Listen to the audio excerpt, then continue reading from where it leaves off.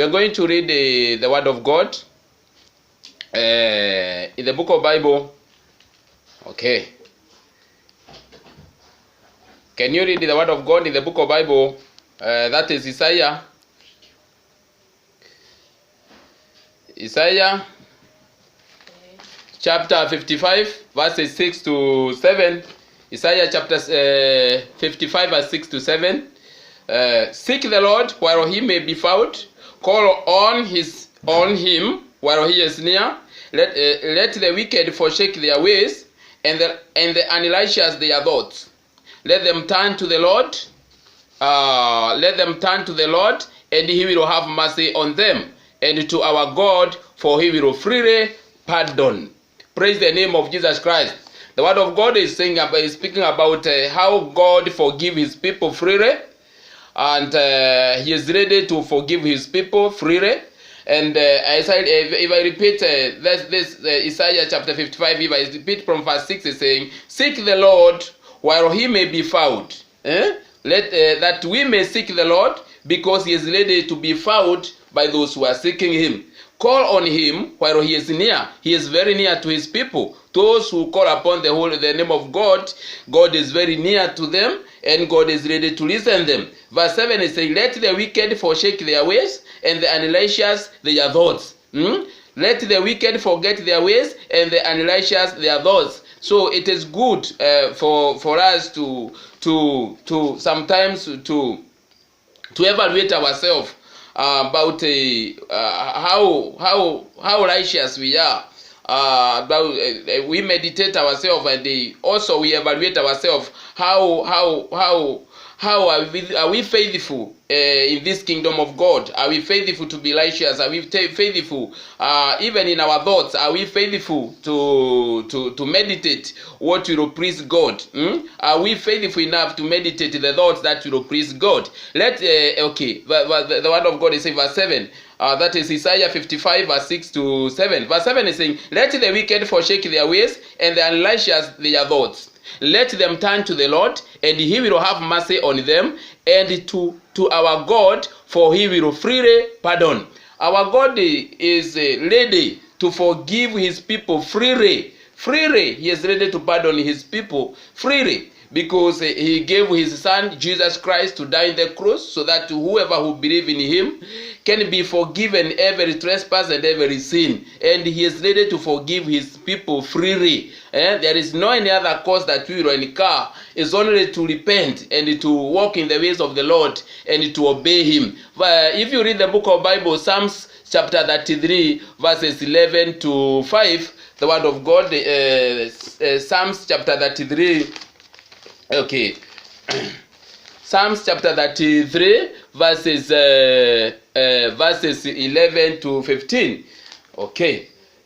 Psalms chapter 33, verses 11 to 15. But the plans of the Lord stand firm forever, the purpose of his heart through all generation.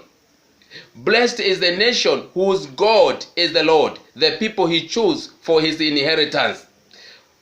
If you read the book of Bible, Psalms chapter 33, verses 11 is saying, but the plans of the Lord stand firm forever, the purpose of his heart through all generations. The plans of God towards his people are good, and they stand firm forever. The good plan that God has about us, they are good, and those plans stands forever. Nobody can divert God's the good plans that God has towards us.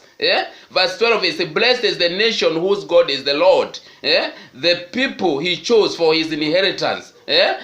God is our Father, and we believe in him, and he is our God. Blessed is those who believe that God is their Father, and those who believe that God is able to bless them and even to protect them and to do good things to them. And today we are here in this platform because we believe that our God has good purpose about us. He is good to us, and he is ready to forgive us all sins, and he has very good plans to answer us, and the good plans that he has to answer us cannot be removed by anybody, because his power is supreme, and he is so supreme, and he is powerful. Nobody can change any plan that he has about us.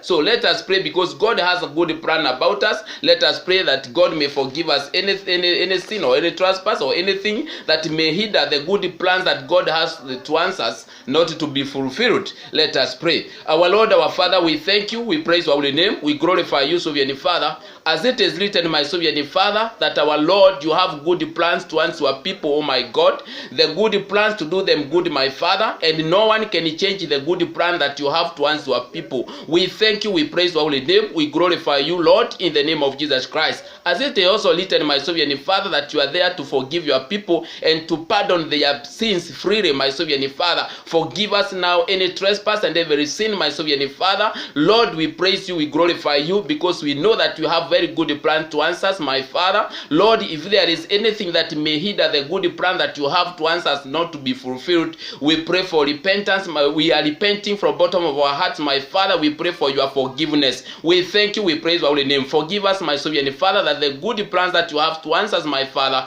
to come to fulfillment. We thank you, we praise your holy name. We glorify you, Lord. In Jesus' name we pray, amen. We are going to read the word of God in the book of Bible, that is Judges chapter 6 verses 2 to 6. Old Testament, Judges chapter 6 verses 2 to 6. Can you open your Bibles wherever you are, or you note somewhere, you will read the letter. That is in the book of Judges chapter 6 verses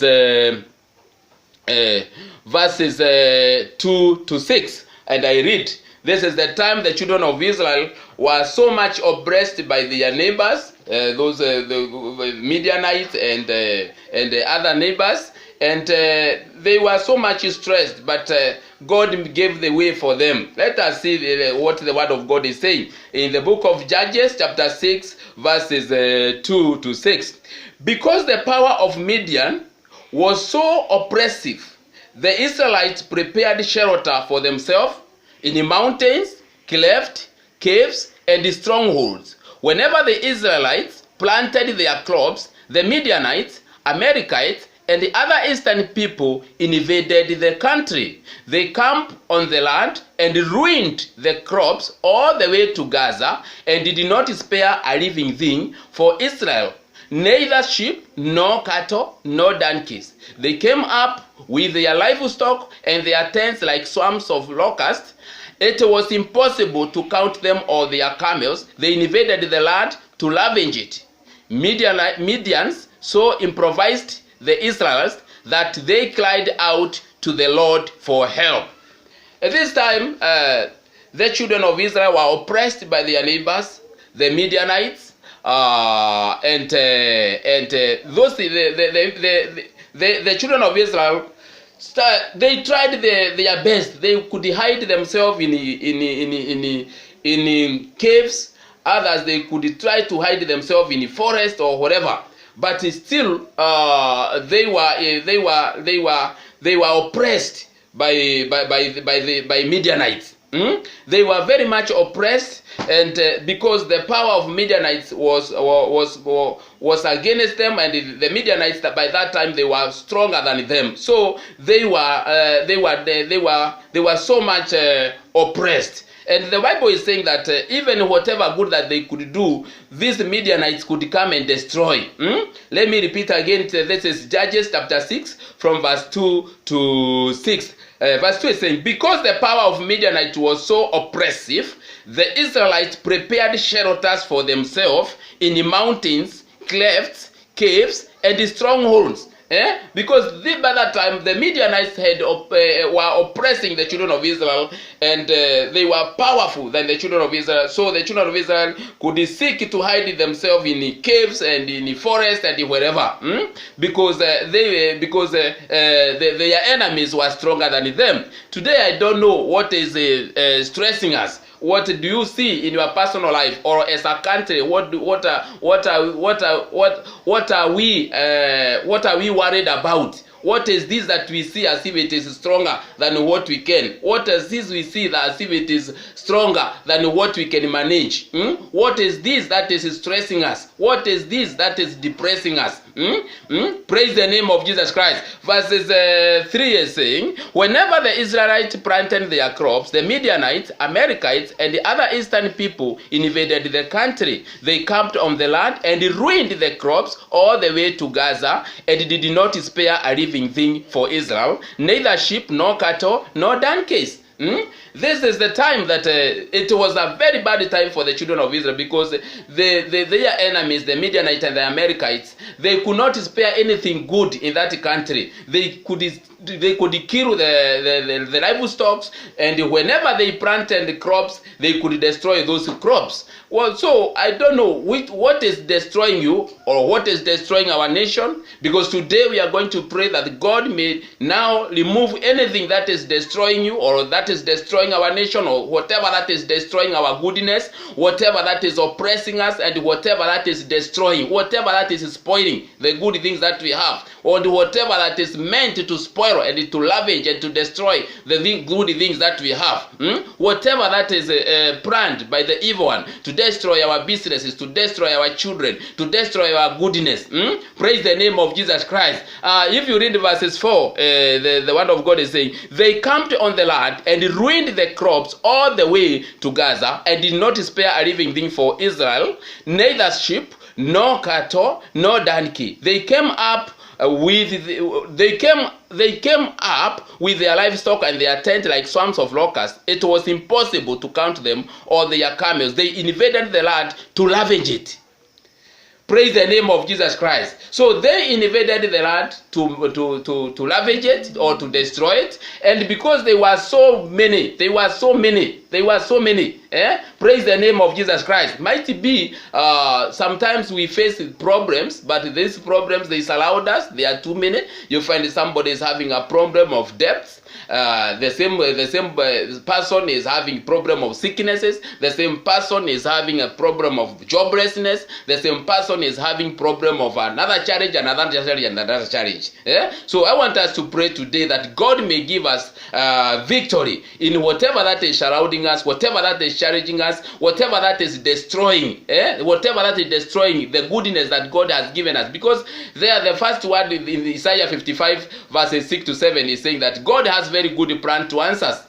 Even in Psalms chapter 33 verse 11 to 15, that God has very good plans to answer us. And what is this that is trying to destroy the good plans that God has to answer us? And today we are going to pray that God may also remove anything that is meant to destroy us, and anything that is destroying us, anything that is destroying our goodness. It might be something spiritual or something physical, but God has power to redeem his people from anything that is spoiling their goodness, whether it is spiritual or physical, in the name of Jesus Christ. Let us pray. Our Lord, our Father, we thank you, we praise your holy name, we glorify you, Sovereign Father. We thank you because of this word, my Sovereign Father. It is the time the children of Israel were attacked by Midianites and Amalekites, my Sovereign Father. Nothing good that they could do, my Sovereign Father, because whatever that they could do, anything good that they tried to do, any project that they tried to do, my Father, they were attacked by the enemy, and the enemy was there to spoil and to ravage. Today, my Sovereign Father, you know every one of us, my Sovereign Father, in this platform of Zoom, my Sovereign Father, whatever good that is meant for us, my Sovereign Father, Lord, we know that there are those enemies who do not want that goodness to manifest. Even the devil himself does not want that goodness to manifest. And today, my Sovereign Father, we pray now that you may stop now any spirit that is destroying our goodness, any spirit that is destroying our peace, any spirit that is destroying our resources.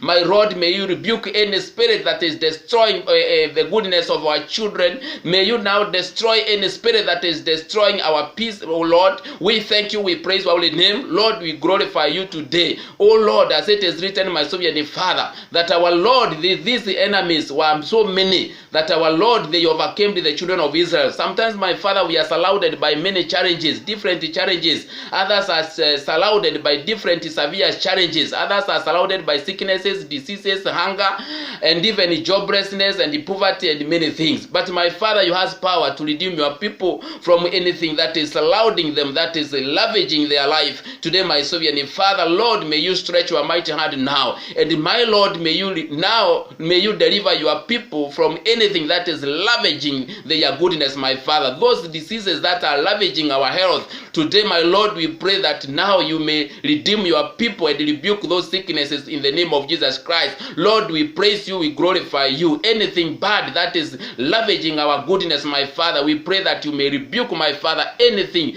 bad, anything that is against us, whether it is spiritual or physical, in the name of Jesus Christ. We thank you, we praise your holy name. Anything that is ravaging our nation, my Father, we pray that you may rebuke in the name of Jesus Christ. Lord, we glorify you, we honor you today in the name of Jesus Christ. Lord, we praise you, we glorify you in the name of Jesus Christ. And today, my Savior and Father, you will silence, my Savior and Father, anything evil that is meant to destroy our goodness in the name of Jesus Christ. We thank you, we praise our name. There are those, my Savior and Father, who are feeling, my Lord, as if they are already defeated because of the challenges that are surrounding them. Oh Lord, we pray that you may give us victory now in the name of Jesus Christ. Lord, may you give us victory in the name of Jesus Christ. May you silence everything that is oppressing your people in the name of Jesus Christ. For you have good plans to answer your people. In Jesus' name we pray. Amen.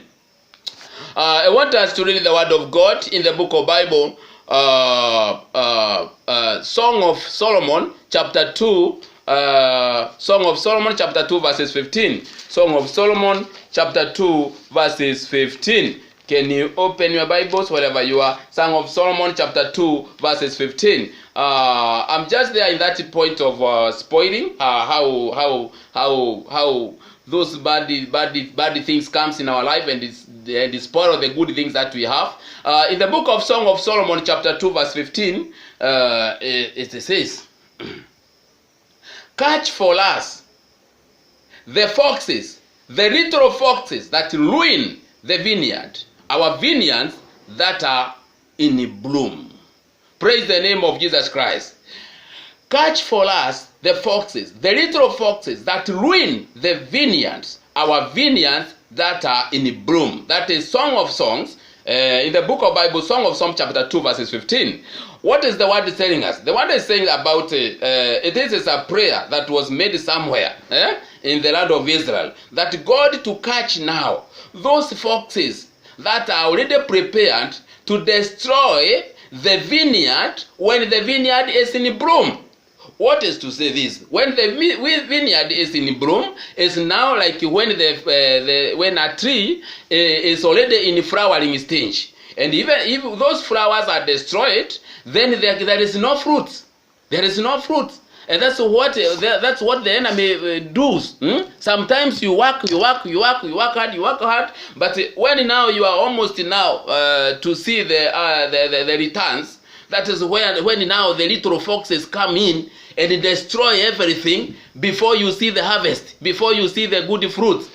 May the Lord now catch those foxes. May the Lord rebuke those foxes in the name of Jesus Christ. May the Lord rebuke those foxes in the name of Jesus Christ. We are not there to bury our children. We are not there to bury them. They are there to live. They are the one who should bury their parents. Praise the name of Jesus Christ. We are not there. Praise the name of Jesus Christ. We are not there to bury our children. They are there to live. We see their good. They are there, we see them prospering in the name of Jesus Christ.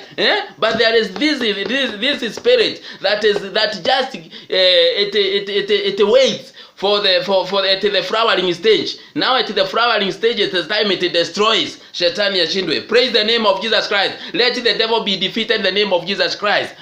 Praise the name of Jesus Christ. You find that when your businesses now have now started to pick up, now that's when now other challenges comes to finish your business. May the devil be defeated in the name of Jesus Christ. Praise the name of Jesus Christ. When things are now good, almost now to harvest.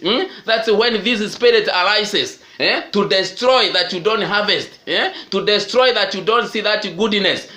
Praise the name of Jesus Christ. Today, may the Lord do a miracle and destroy and rebuke those foxes that wait to destroy the blessings when the blessings are almost. Praise the name of Jesus Christ. Which spirit is this that is destroying the blessings when the blessings are almost? Which is this spirit that is causing miscarrying?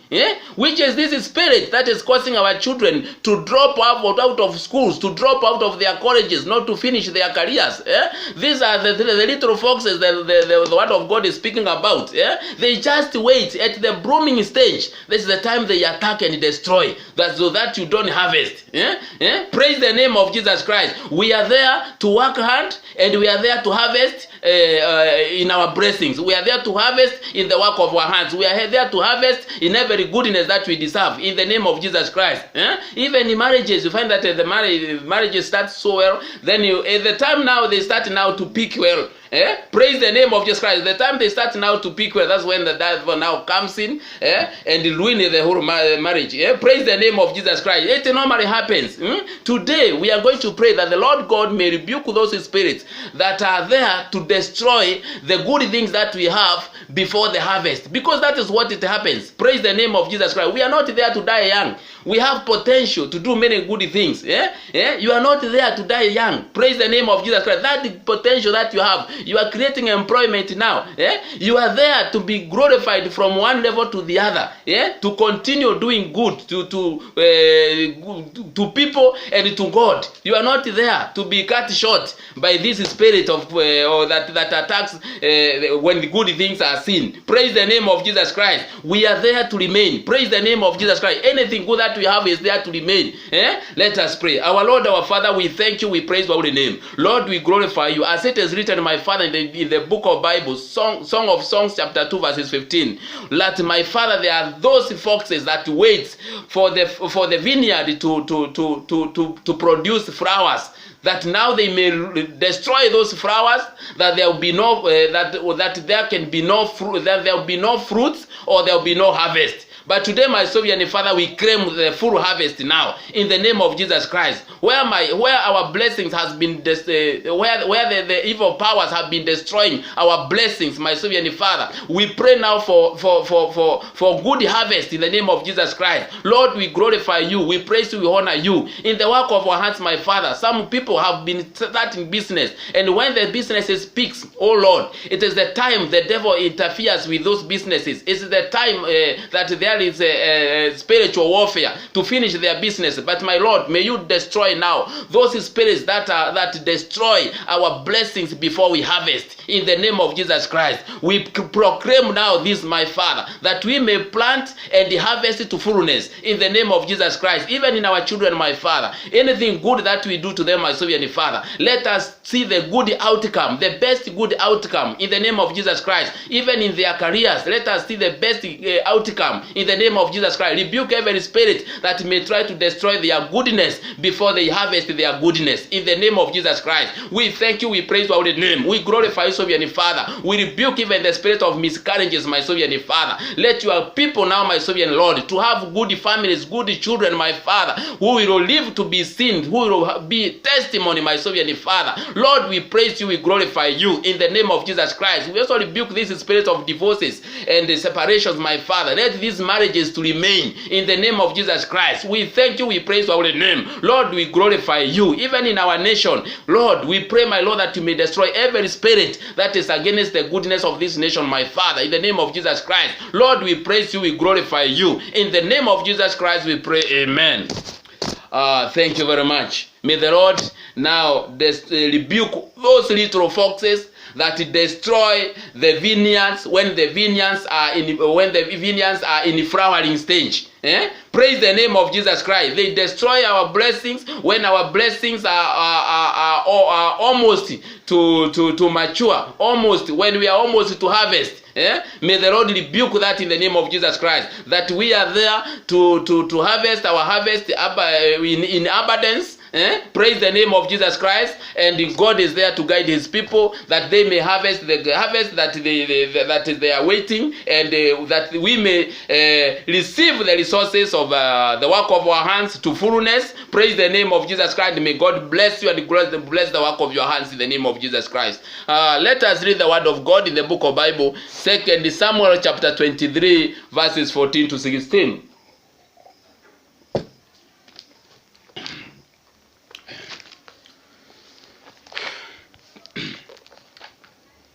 Praise the name of Jesus Christ. 2 Samuel chapter 23. Okay.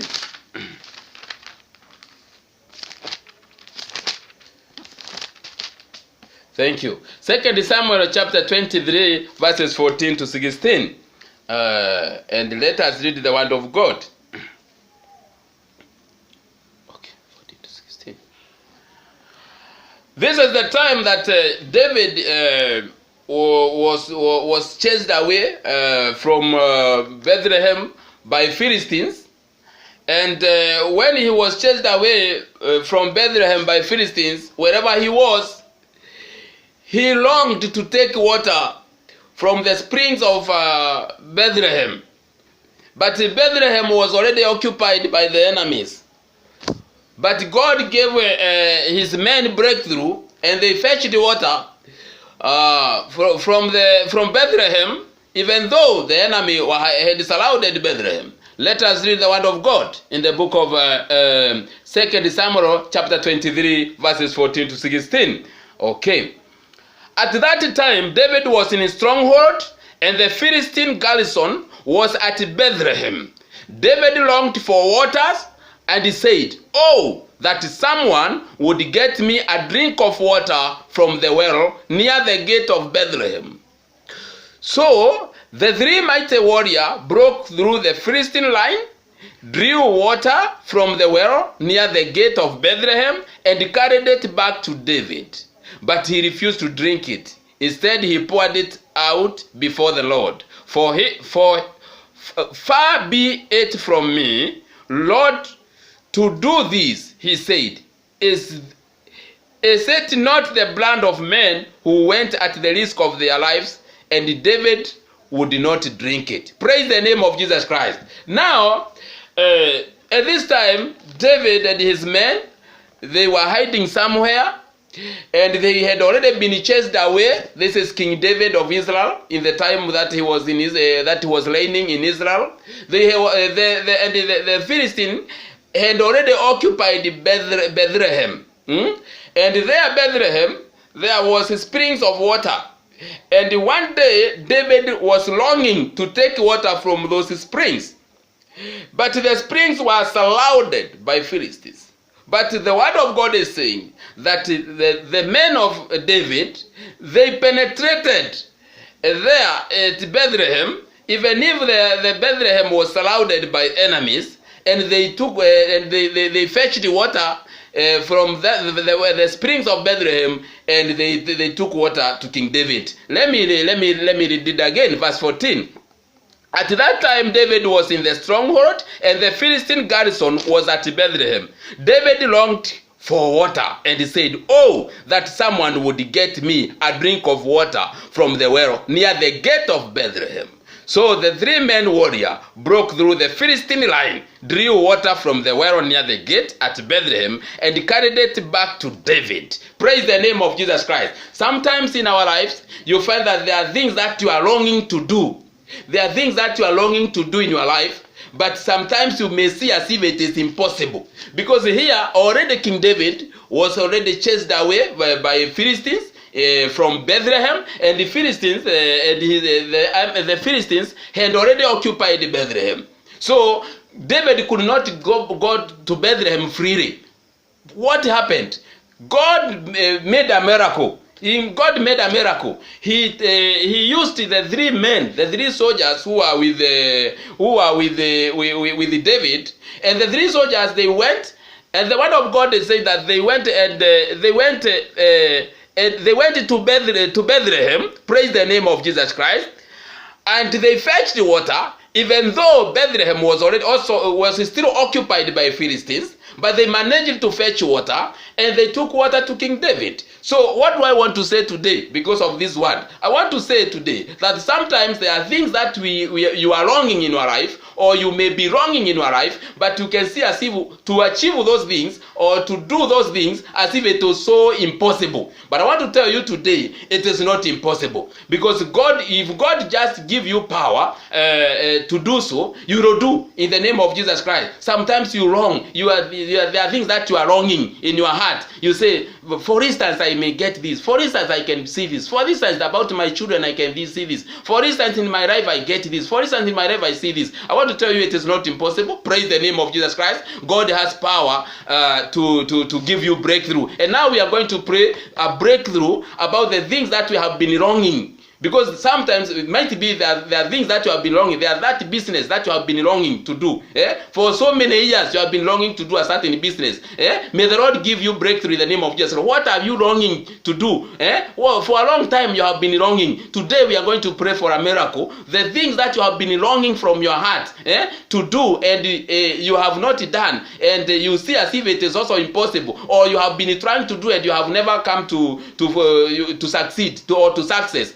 Today we are going to pray that God may give you breakthrough about the good things that you have been longing in your life in the name of Jesus. What is good that you have been longing about your children? We are going to pray for that breakthrough in the name of Jesus Christ. Even if it is about the work of your hands, what is that you have been longing to see, or what you have been longing to do in the name of Jesus Christ. That big business that you have been longing to start. May the Lord give you power to start and to run and to see the good harvest. Praise the name of Jesus Christ. Let us pray. Our Lord, our Father, we thank you, we praise your holy name. Lord, we glorify you today. As it is written, my sovereign Father, this time Bethlehem was occupied by Philistine soldiers. But my sovereign Father, it is written, my Lord, that when David was longing to take water from Bethlehem, his soldiers succeeded to take water from Bethlehem, and the water was taken to David. Sovereign Father, there are things that we have been longing in our life, that we may see the goodness of what we have been longing. Today, my Lord, we pray for breakthrough, my sovereign Father. Those good things that you have been longing to see in our life, my Father, we pray for breakthrough now in the name of Jesus Christ. Your people have been longing to do big businesses, my Father. Lord, give them capital, give them breakthrough in the name of Jesus Christ. There are those who have been longing to have good employment. Lord, may you give them breakthrough that they may have good jobs in the name of Jesus Christ. Anything good that you have been longing to see in our children, we pray, my Lord, that you may give us now breakthrough and give our children breakthrough in the name of Jesus Christ. Anything good that you have been longing to see in our nation, we pray for breakthrough now in the name of Jesus Christ. We praise you, we glorify you, Lord, in the name of Jesus Christ. We pray that you may fulfill everything good that we have been longing to see in our life, my Father. Everything good that we have been longing to receive and to achieve. Lord, we pray that now you may meet with our desire in the name of Jesus Christ. We thank you, we praise your holy name. Lord, we glorify you. There are those who have been longing to get employment, my Father. Lord, may you give them those good jobs in the name of Jesus Christ. There are those who have been longing to start businesses, my Father. Lord, may you give them now that breakthrough in the name of Jesus Christ. There are those who have been longing to have good health, my Father. May you heal them and give them good health, my sovereign Father. There are even those who have been longing to see their children. My Father, may you give them children. There are those who have been longing to get married. My Father, may you give them good marriages in the name of Jesus Christ. Anything good that we have been longing to see and to achieve, my Father, Lord, we pray for that breakthrough in the name of Jesus Christ. We thank you, we praise your holy name. We glorify you, Lord, in the name of Jesus Christ. The good things that you have been longing to see in our nation, oh Lord, Father, we pray that you may give us breakthrough, that we may see that goodness that you have been longing to see in our nation. In the name of Jesus Christ, we thank you, we praise your holy name. Lord, we glorify you. The justice that you have been longing to see happening in our nation, my Father, let it happen, my Father. Lord, we pray, my sovereign Father, that you may fulfill this in the name of Jesus Christ. Lord, we glorify you, we honor you in the name of Jesus Christ. We praise you, Lord, we glorify you in the name of Jesus Christ. Let everything good that your people have been desiring, my sovereign Father, to come to fullness now in the name of Jesus Christ. We thank you, we praise you, Father. In the name of Jesus Christ we pray, amen.